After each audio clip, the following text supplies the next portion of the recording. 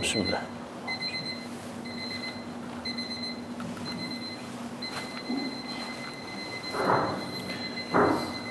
Assalamualaikum warahmatullahi wabarakatuh.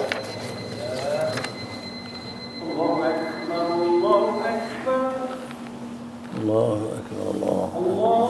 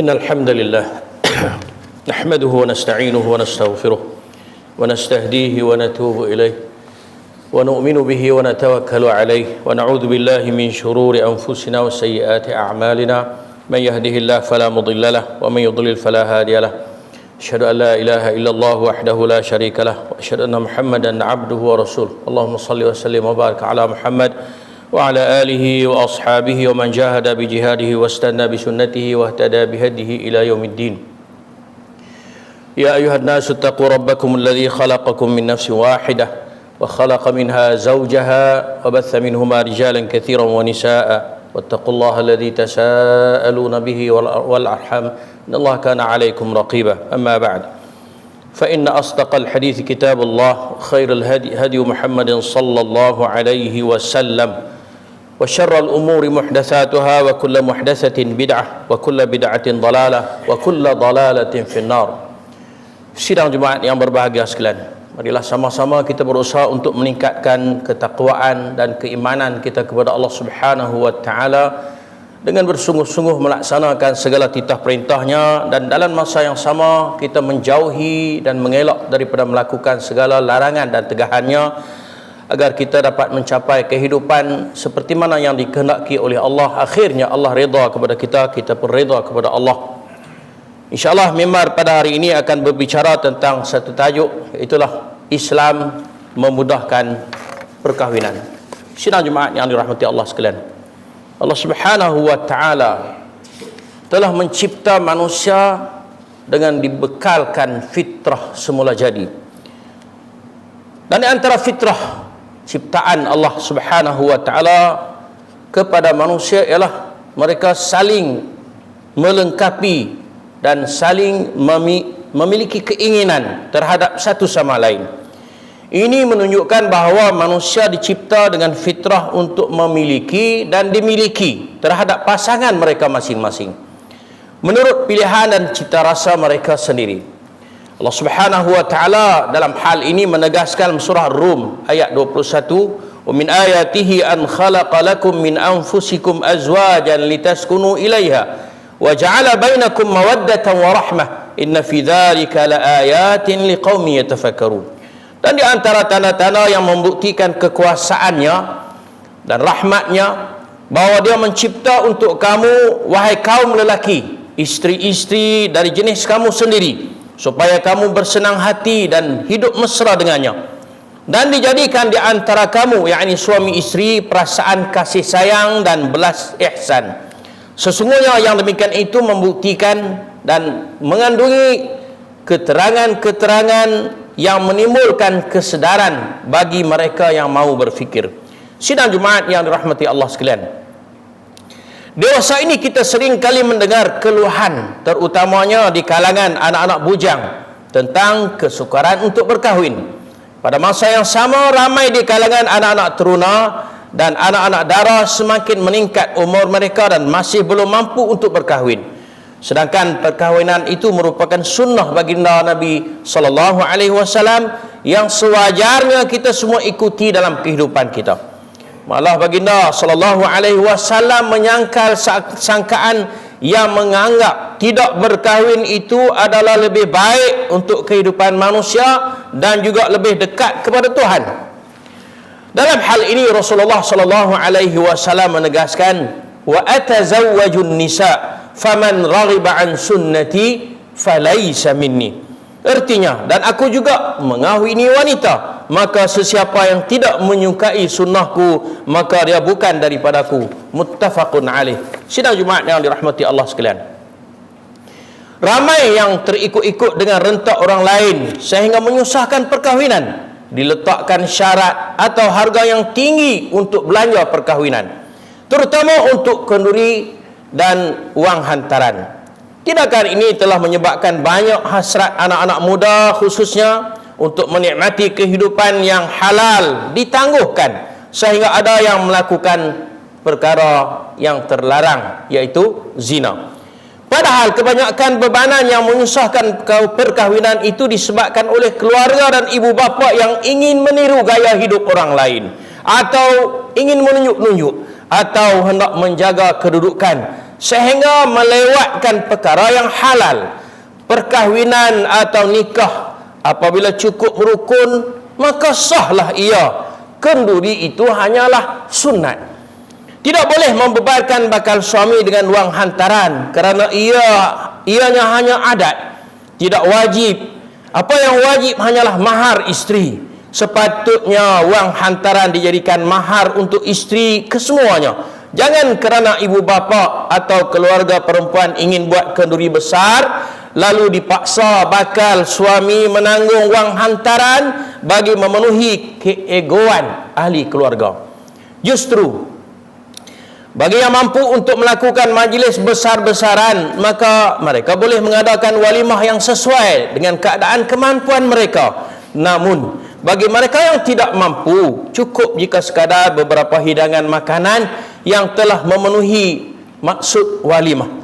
Rasulullah sallallahu alaihi wasallam menegaskan, khairun nikah aisaruh, sebaik-baik pernikahan ialah yang paling mudah. Hadis sahih riwayat Abu Daud. Dan Nabi SAW menegaskan, inna min yumnil mar'ati taysiru khitbatiha wa taysiri sadaqiha wa taysiri rahimiha. Sesungguhnya Di antara kebaikan wanita adalah yang mudah urusan meminangnya, yang mudah maharnya, yakni mas kawinnya, dan mudah pula rahimnya, yakni mudah melahirkan zuriat. Hadis hasan riwayat Imam Ahmad. Mahar itu diwajibkan dan dituntut supaya dipermudahkan. Janganlah kita mewajibkan diri dan pasangan menuruti adat-adat yang bukan-bukan dan bukan daripada kewajipan agama pula, dan akhirnya perkara yang halal menjadi terhalang. Ini selaras dengan hadis Nabi sallallahu alaihi wasallam yang menyatakan pernikahan yang baik adalah yang paling mudah, termasuklah mudah daripada aspek perbelanjaan dan pengurusan. Sidang Jumaat yang dirahmati Allah sekalian, justru perlu kita berikan perhatian. Kadang-kadang urusan kenduri kahwin atau walimah telah dijadikan jambatan untuk menunjukkan kesombongan ibu bapa atau keluarga, sehingga ditangguh perkahwinan bagi membolehkan kenduri besar-besaran dibuat demi menjaga taraf dan nama keluarga. Hal ini menyebabkan ada pasangan yang terpaksa menangguh hasrat berkahwin setahun bahkan bertahun-tahun. Bakal pengantin pula ada yang terpaksa mengikat nafsu seks hanya kerana hendak menjaga nafsu menunjuk-nunjuk keluarga. Walaupun kenduri kahwin itu disuruh, namun memadailah dengan kadar yang termampu. Rasulullah SAW menunjuk contoh dengan bersabda, "Aulim walau bisyatin." Buatlah walimah walaupun sekadar seekor kambing. Hadis riwayat Al-Imam Bukhari dan Muslim. Majlis perkahwinan Rasulullah sallallahu alaihi wasallam dengan Safiyah binti Huyai dihidangkan dengan tamar, susu kering dan lemuk yang dimakan oleh para tetamu. Ini seperti mana yang diriwayatkan oleh Imam Muslim. Wa ja'ala Rasulullah sallallahu alaihi wasallam walimataha at-tamra wal aqita was-samna. Rasulullah SAW membuat hidangan untuk walimahnya, yakni Safiyah bin Huyai, hanya dengan tamar, susu kering dan lemuk. Telah berkata Anas bin Malik radhiyallahu anhu, "Syahidtu walimataini min nisa'i Rasulullah sallallahu alaihi wasallam. Qala fama at'amana fiha khubza wala lahma. Qala qultu fama? Qala al-haysa, yani al-tamra wal aqita bis-samni." Aku telah menghadiri 2 kali walimah isteri-isteri Nabi sallallahu alaihi wasallam. Kami tidak makan roti ataupun daging. Lalu ditanya Anas, "Apa yang kamu makan?" Jawab Anas, "Tamar, susu masam dan lemuk." Riwayat Imam Ahmad. Dalam erti kata lain, tidak diisyaratkan mesti makan besar atau mewah untuk walimah. Sekadar yang seseorang mampu. Jika hanya mampu kenduri laksa atau bihun atau mi pun tidak mengapa. Apa yang penting, perkahwinan yang halal telah dilunaskan. Sidang Jumaat yang dirahmati Allah sekalian, lebih menduka citakan, ada yang sanggup berhutang, bergolak bergadai, yang akhirnya menjadi beban selepas habis majlis perkahwinan. Ada juga yang gagal atau lari dari membayar hutang kenduri sehingga pasangan yang berkahwin sudah beranak pinak. Ini semua berpunca dari sikap ingin menunjuk-nunjuk atau menjaga kedudukan, sehingga akhirnya terjerumus dalam perkara yang haram, yaitu enggan membayar hutang. Padahal jika tidak berkemampuan, kendurilah dengan kadar keupayaan diri. Lebih baik dihimpun wang diberikan kepada pasangan tersebut untuk memulakan kehidupan baru mereka jika mereka memerlukan. Di zaman ini ada pihak yang menjadikan majlis walimah sebagai pentas menunjuk-nunjuk kekayaan harta untuk dipertontonkan di media sosial, atau bersaing dengan perkahwinan orang lain, atau meniru gaya kekayaan selebriti dan seumpamanya. Bukan salah untuk menjadikan hari perkahwinan itu istimewa, tetapi ukurlah keupayaan diri. Kehidupan yang baik selepas akad itu lebih penting daripada majlis perkahwinan yang hebat tetapi menanggung masalah selepas daripada itu.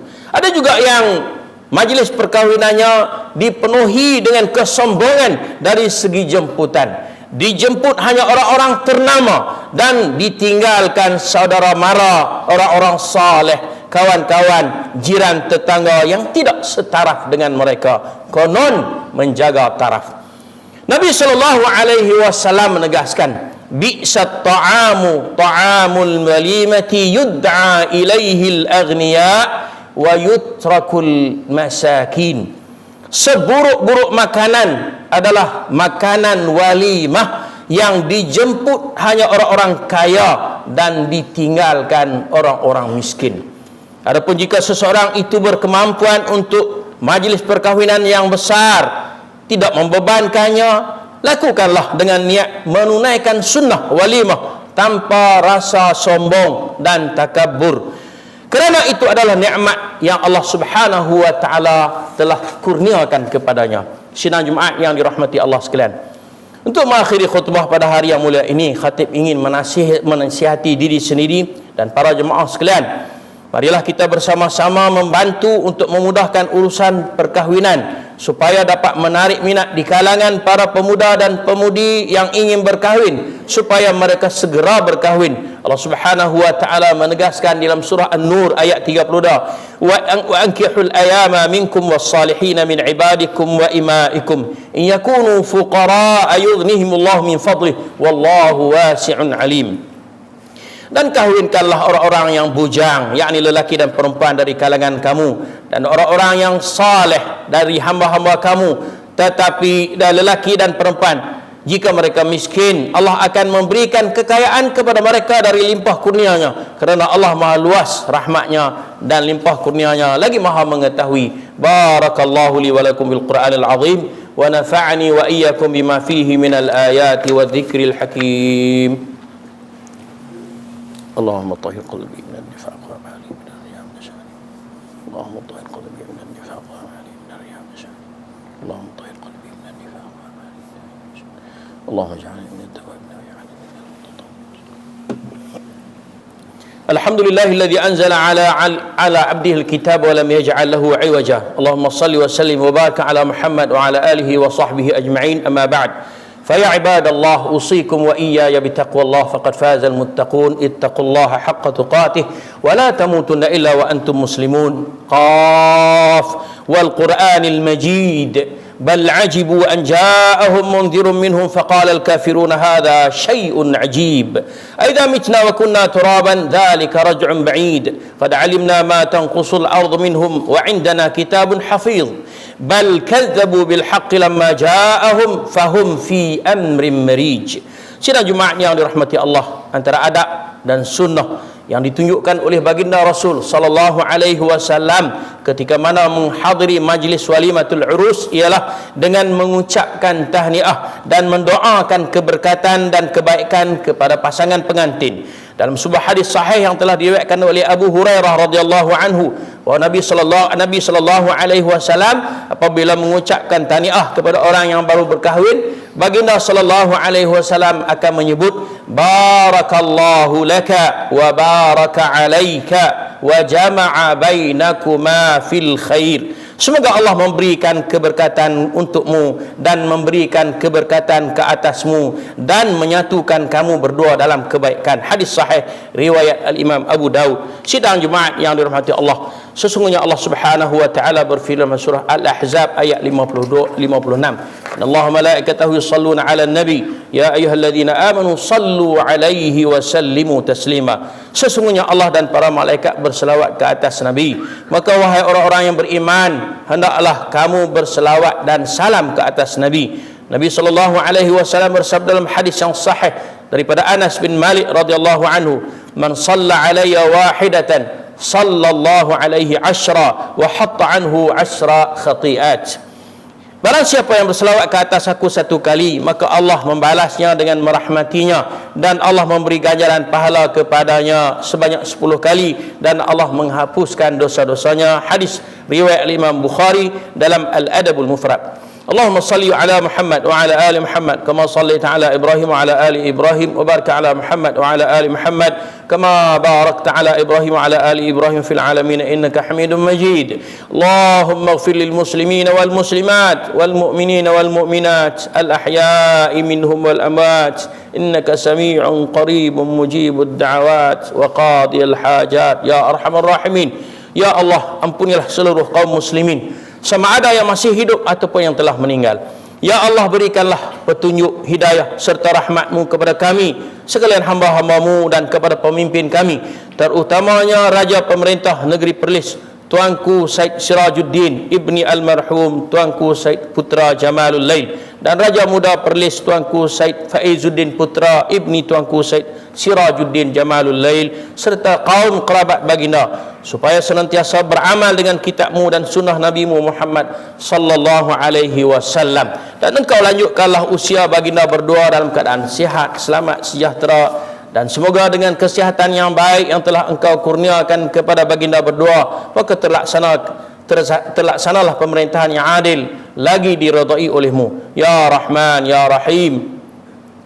Kami memohon kepadamu dengan segala kerendahan diri sebagai hamba-Mu, Engkau indahkanlah akhlak kami ya Allah, Engkau perbaikilah pergaulan sesama kami, Engkau jadikanlah kami umat Islam yang bermentaliti kelas pertama dalam tindakan, Engkau peliharalah kami dari sebarang penyakit, malas, lemah, berfikiran dangkal, dan buruk budi pekerti. Ya Allah, Engkau jauhkanlah kami dari bala dan kerosakan, Engkau tambahkanlah nikmat-Mu kepada kami, Engkau berikanlah kepada kami kebahagiaan hidup di dunia dan di akhirat. Ya Allah, berikanlah kesembuhan dan kelegaan kepada saudara-saudara kami yang ditimpa musibah di Turki. Allahumma rabbana atina fid dunya hasanah wa fil akhirati hasanah wa qina adzabannar. Innallaha ya'muru bil 'adli wal ihsan wa ita'il qurba wa yanha 'anil fahsya'i wal munkari wal baghi ya'idzukum la'allakum tadhakkarun.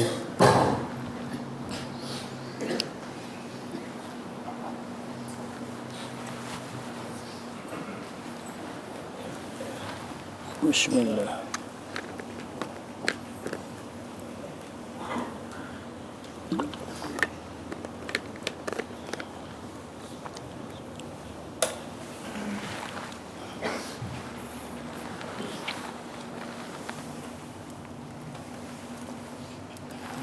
Allahu Akbar, Allahu Akbar. La ilaha illallah. Asyhadu anna Muhammadar Rasulullah. حي على الصلاة حي على الفلاح قد قامت الصلاة قد قامت الصلاة الله أكبر الله أكبر لا إله إلا الله. استقيموا واعتدلوا أتموا الصفوف سدوا الخلل حاذوا بين المناكب والأقدام صلوا صلاة مودعا أثابكم الله. Sempurnakan saf di hadapan dahulu, tidak sempurna saf di belakang kecuali setelah sempurna saf di depan. Astaghfirullah. Asyhadu an la ilaha illallah. Allahu akbar.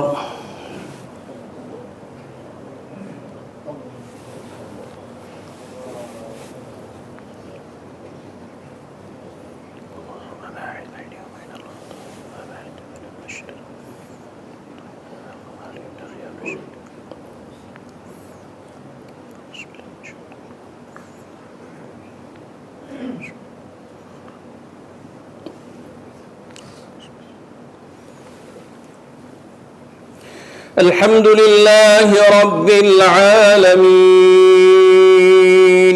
الرحمن الرحيم مالك يوم الدين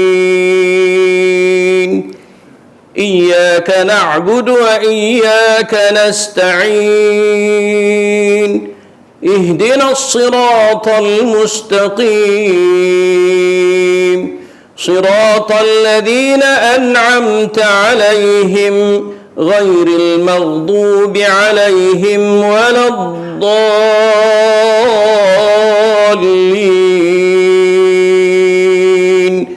آمين.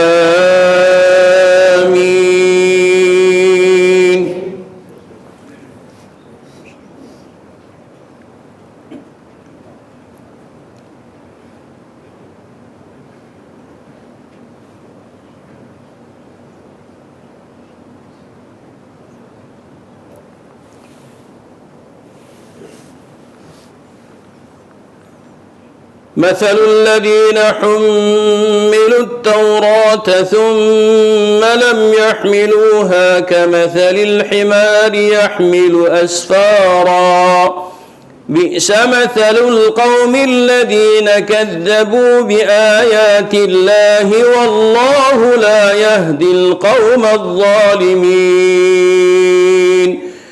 قل يا أيها الذين هادوا زعمتم أنكم أولياء لله من دون الناس فتمنوا الموت إن كنتم صادقين ولا يتمنونه أبدا بما قدمت أيديهم والله عليم بالظالمين. قل إن الموت الذي تفرون منه فإنه ملاقيكم ثم تردون إلى عالم الغيب والشهادة فينبئكم بما كنتم تعملون. يا أيها الذين آمنوا إذا نودي للصلاة من يوم الجمعة فاسعوا إلى ذكر الله وذروا البيع ذلكم خير لكم إن كنتم تعلمون.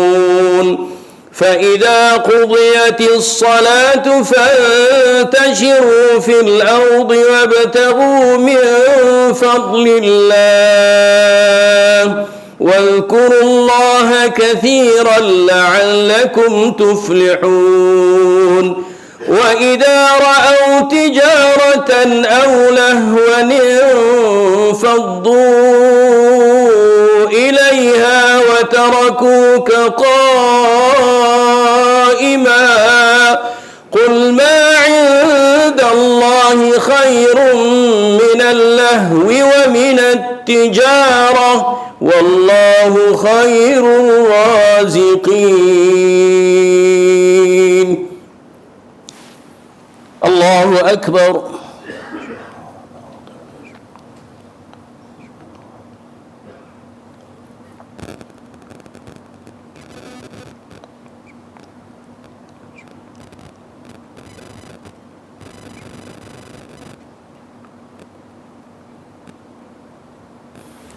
سمع الله لمن حمده.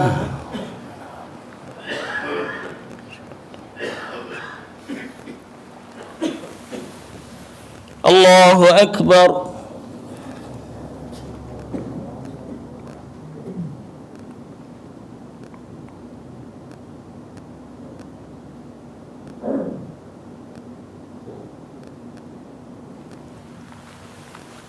الله أكبر.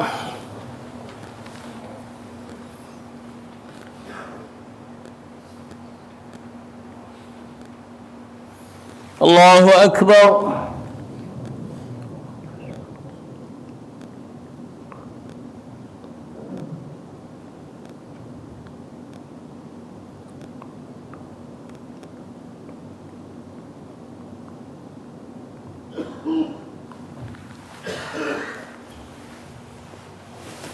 الله أكبر.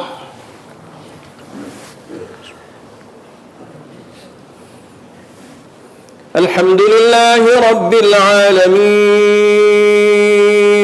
الرحمن الرحيم مالك يوم الدين إياك نعبد وإياك نستعين اهدنا الصراط المستقيم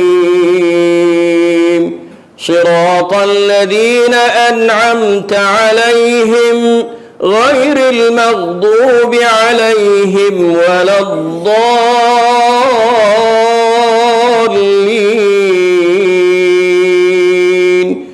آمين.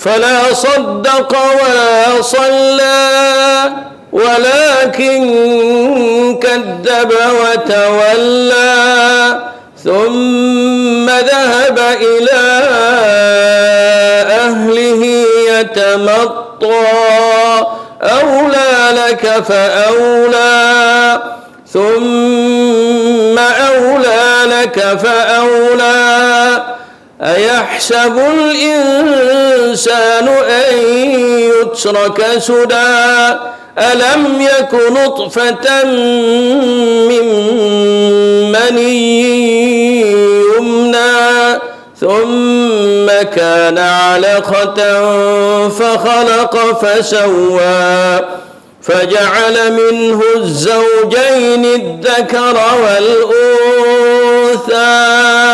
أليس ذلك بقادر على أن يحيي الموتى. الله أكبر.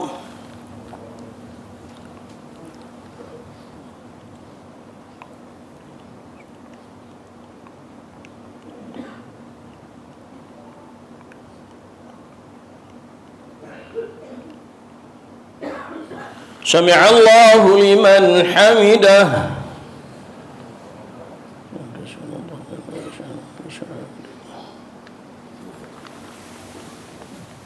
الله أكبر.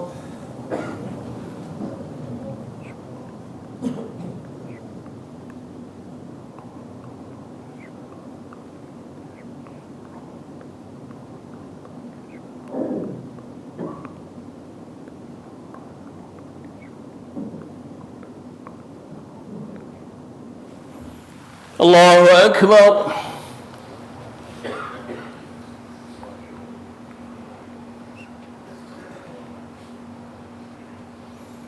الله أكبر.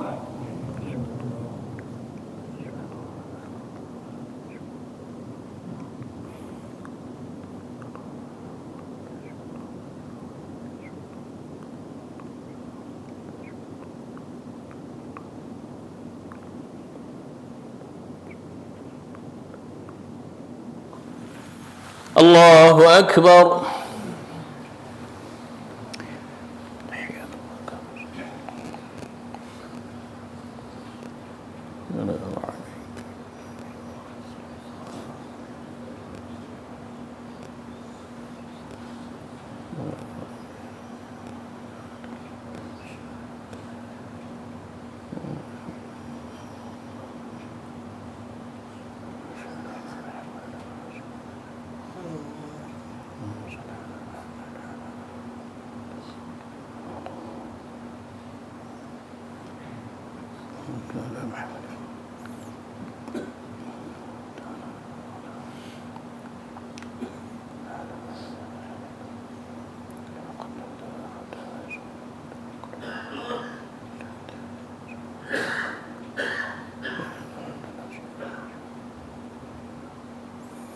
السلام عليكم ورحمة الله. السلام عليكم ورحمة الله. أستغفر الله.